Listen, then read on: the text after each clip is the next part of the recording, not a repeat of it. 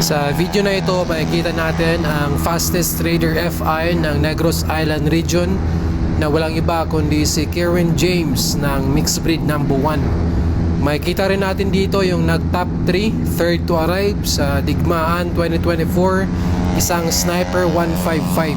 So panoorin nyo yung video. Sobrang bilis talaga ng Raider FI ni Kerwin. Napakatuli, no? Kahit siguro anong motor na sakyan niya, bumibilis yung motor. Iba talaga kapag magaan tsaka marunong yung rider. Dito naman nasa gilid ko na yung Sniper 155 na third to arrive sa Digmaan 2024. So shoutout kay Joshua Cal Albina, kung di ako nagkakamali. Napakatulin yung kanyang sniper. So ang ating top speed dyan 150. Dito naman si HG Moto na naka Sniper 155. Shoutout. Yan si Kerwin James, ang aking buddy na iniwan ako. Napakatulin. Oh, di pa yan nakayuko, di pa yan nakadapa. Dito naman yung Sniper 155, oh. Kurbada. Ala, sige, dapa. 130, nasa 5th gear. Medyo paakyat yung daan. Subukan natin kung makakabuntot tayo sa dalawa. Isang sniper tsaka isang Raider FI sa harap. Try natin, buntutan. Ayun, 147 kph.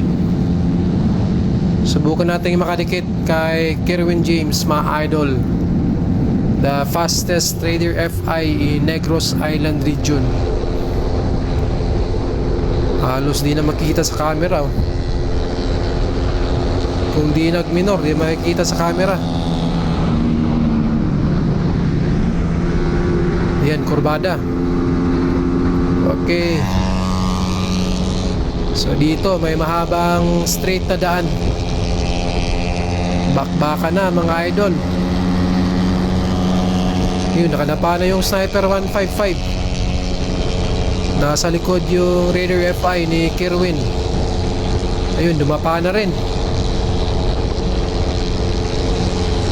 Try nating buntutan kung kakayanin ng ating Raider FI.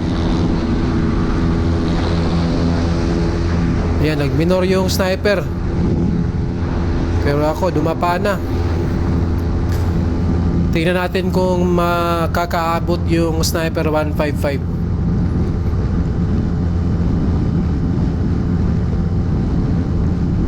$144, 145, nasa 6th gear, 9,000 RPM.